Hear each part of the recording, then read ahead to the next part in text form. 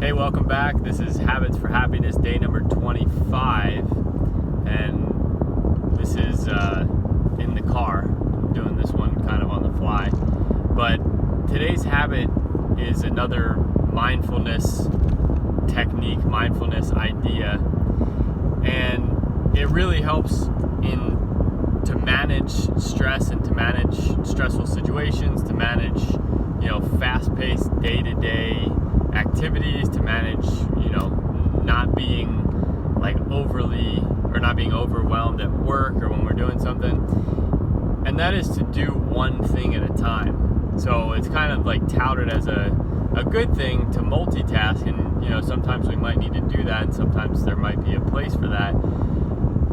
But in general, it's a better idea just to do one thing at a time and be fully present with it and give it our complete effort, or put our full effort into it and just do it right, than to try to do a whole bunch of stuff. Because it's very easy to get backed up with, and hopefully the sound was okay before I just turned off the air conditioning, but it's very easy to get backed up with a whole list of stuff to do. Like, we have all these different tasks, or we have a whole list of things, and it can be overwhelming, and it takes away from our output and what we actually, it's actually that mindset of feeling overwhelmed is detrimental to being productive. And this video is more about not being stressed than it is being productive, but being productive is a secondary benefit.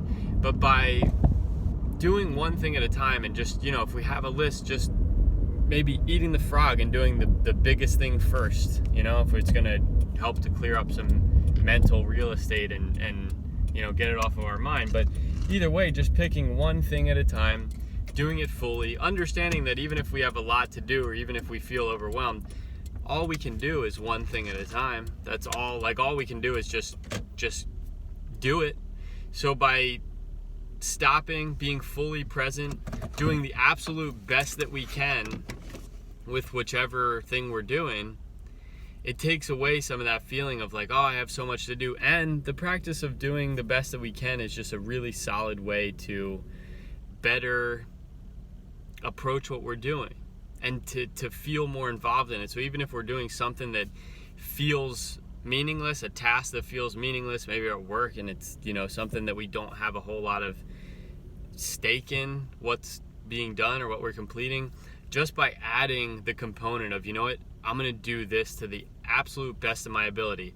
I don't have to do everything to the best of my ability, just this one thing.